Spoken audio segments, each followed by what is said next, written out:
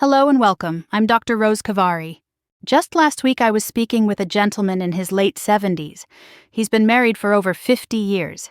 He came to see me about some blood pressure concerns, but as we talked he grew quiet for a moment. He then looked at me and said, "You know, Dr. Rose, my wife and we're more like roommates now. The spark, that closeness, it feels like a memory." He paused, then added, "I guess that's just what happens when you get older, right?" That question, "Is this just what happens?"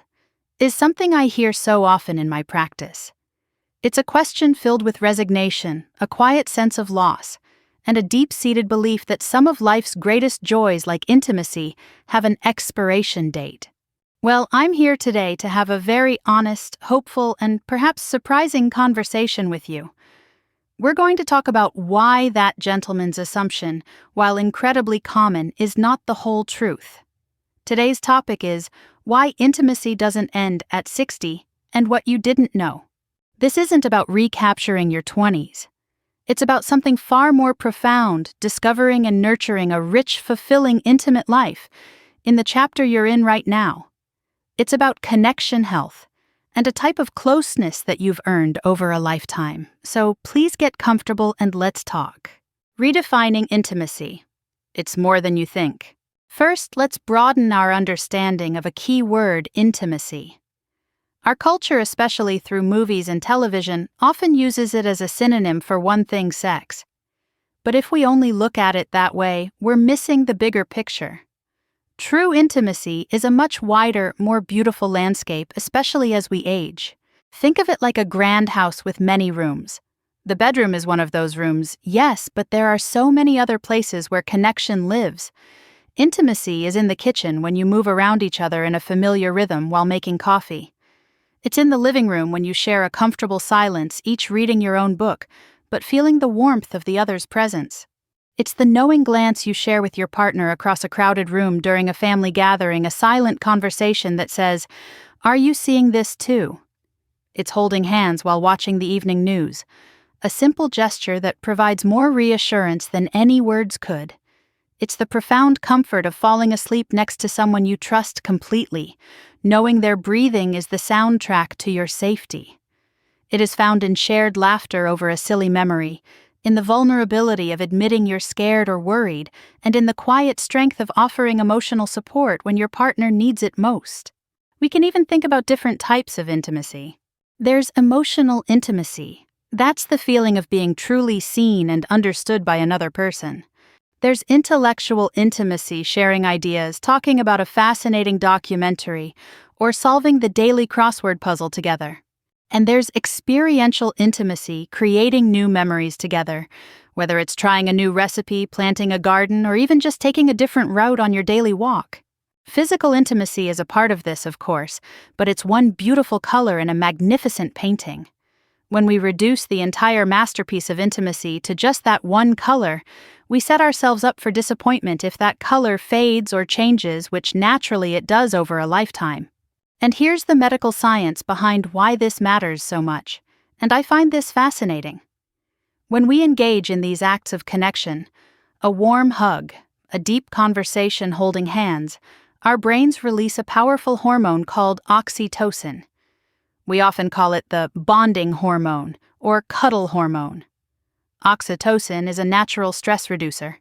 It actively works to lower your blood pressure and decrease the levels of cortisol, which is our primary stress hormone. High cortisol over time contributes to everything from weight gain to weakened immunity. So please let this sink in. When we talk about nurturing intimacy, we are quite literally talking about a prescription for nurturing your heart, your mind, and your overall well-being. It is not a frivolous extra. It's a vital, non-negotiable component of healthy, joyful aging. Your changing body, an honest and compassionate conversation. Now let's address the elephant in the room, and let's do it with kindness. And without judgment, our bodies change. It would be silly and frankly dishonest to pretend they don't. Acknowledging these changes is the first step toward adapting to them with grace and intelligence. For you ladies, the journey through menopause and beyond brings significant hormonal shifts. The decrease in estrogen is the main driver. This can lead to changes like vaginal dryness and a thinning of the vaginal tissues, a condition we call atrophy. This can make intercourse physically uncomfortable, even painful. It's incredibly common, yet so many women suffer in silence. They feel ashamed, or they think it means they are no longer desirable. They tell me, "I feel broken, Dr. Rose." Please hear me when I say this is a physiological change, not a personal failing. It's no different than your eyesight changing or your hair turning gray. Your body is simply operating with a different hormonal baseline, and it requires a new kind of care. The capacity for pleasure doesn't vanish, but the conditions needed to access it might change. And for you, gentlemen, the changes are often gradual and are typically related to two main factors: hormonal shifts and vascular health, which is just a medical term for the health of your blood vessels. Testosterone levels naturally decline with age, which can affect libido or your drive. More significantly, the health of your circulatory system plays a huge role. An erection is a hydraulic event. It requires strong, steady blood flow. Conditions that affect blood flow like high blood pressure, heart disease, or diabetes, all of which are more common as we age, will naturally affect erectile function. Erections might not be as spontaneous or as firm as they were at 30. It might take more direct physical stimulation to become aroused. Sometimes the side effects of medications for blood pressure or depression can also play a role. The common fear is, "I'm losing my manhood." This creates a vicious cycle of anxiety. One difficult experience leads to worry and pressure to perform the next time, and that anxiety itself is one of the biggest barriers to arousal. The plumbing and the wiring are still there, they just might need a different approach and less pressure to work at their best. The single biggest mistake we make is seeing these changes as a stop sign. They are not. They are a detour sign, asking us to find a new, perhaps more scenic route to our destination. The capacity for pleasure, for arousal, and for orgasm does not disappear. The pathways just change. Your skin, the largest organ in your body, is still exquisitely sensitive to touch. Your mind is still your most powerful sexual organ, capable of desire and fantasy. We just need to become students of our own bodies again, learning their new language with patience and curiosity, busting the myths that hold us back. So much of the anxiety and silence around this topic comes from myths, these invisible scripts we've absorbed from society that are simply untrue. They can be more limiting than any physical change. Let's turn on the lights and bust a few of the biggest ones right now. Myth not but one. You're too old for intimacy and sex. This is perhaps the most pervasive and damaging myth of all. Where does it come from? Look at our media, our movies, our advertisements. They celebrate youth and often portray older adults as either completely asexual or as the butt of a joke if they show any romantic interest. This sends a powerful subconscious message that desire has a cutoff date, but the science and the data say otherwise. The National Poll on Healthy Aging consistently finds that a large percentage of adults between 65 and 80 are not only interested in sex but are also sexually active, and consider it an important part of their quality of life. The desire for human connection, touch, and pleasure is a fundamental human need, not a youthful privilege. Intimacy in later life isn't a lesser version. It's a different version, often built on a foundation of trust and shared history that younger couples haven't yet earned. Myth number 2. If physical intimacy is difficult, it means the emotional desire is gone. This is a critical misunderstanding that causes immense pain in relationships. I see couples where one partner interprets the other's physical hesitation as rejection or a lack of love. But often the opposite is true. The desire for closeness is strong, but the anxiety about performance potential pain or disappointing their partner gets in the way. It's like wanting to go for a beautiful hike, but being terrified you might twist your ankle. The fear can overshadow the desire. Here's a helpful concept. As we age, for many of us, spontaneous desire decreases, but responsive desire remains strong. The desire is there, it just needs to be invited, not demanded. Myth number 3. The only solution comes in a bottle or a pill. We've all seen the commercials. While medications like Viagra or Cialis for men or tools like prescription estrogen creams for women can be incredibly helpful and are important medical tools we should absolutely discuss with a doctor, they are not the whole story. To rely on them as the only solution is to ignore the most powerful tools you already possess: your minds, your hands, your words, and your hearts. Thinking that a pill will magically restore the intimacy of your 30s is like putting a shiny new coat of paint on a classic car and expecting the engine to run like new. You have to tend to the engine, the connection, the communication, the environment. A pill can help open the door, but it can't make you want to walk through it or enjoy the room on the other side. That comes from the holistic connection between you and your partner. Myth number 4. Intimacy is only for couples.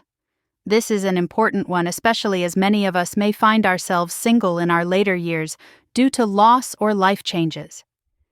The need for touch and connection does not disappear if you don't have a partner. Intimacy also includes the deep friendships we cultivate, the hugs we share with our children and grandchildren, and yes, even the connection we have with ourselves.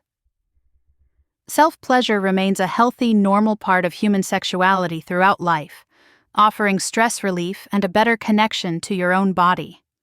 Connection is about community, family, and self-love, not just romantic partnership. The practical keys to a fulfilling intimate life. So if we're going to tend to that engine, how do we do it? It's not about a grand, complicated gesture. It's about small, consistent, and compassionate actions. Here are the practical keys. First, and most importantly, communication. I know I said this before, but it deserves to be expanded because it is the absolute foundation. You have to be brave enough to talk to your partner. And timing is everything. Don't try to have this conversation in the bedroom in the dark when the pressure is on. Choose a neutral time and place over coffee in the morning on a walk or sitting on the porch. Use I statements to avoid blame. Instead of, "You never touch me anymore," try, "I feel a little distant lately, and I really miss feeling close to you. I wonder if we could talk about it." Or, "I've been noticing some changes in my body, and it's been making me feel a bit self-conscious. I'd love to know how you're feeling too." Sharing that vulnerability is the first act of rebuilding intimacy. You are letting your partner into your inner world. Second, get creative and radically redefine success. For decades, you may have had a script for intimacy that ended in one specific way. It's time to throw that script out the window. The new goal is not performance. The new goal is mutual pleasure. That's it. Shift the focus from a destination to the journey. Third, nurture your physical foundation. Your sexual health is a direct reflection of your overall health.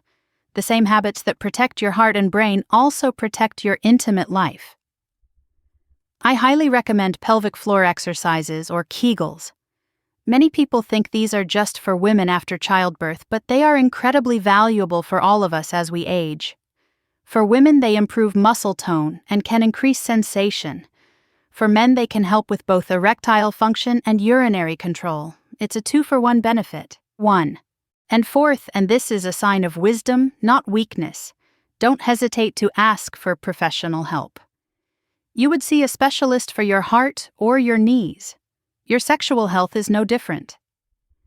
Start with your primary care doctor.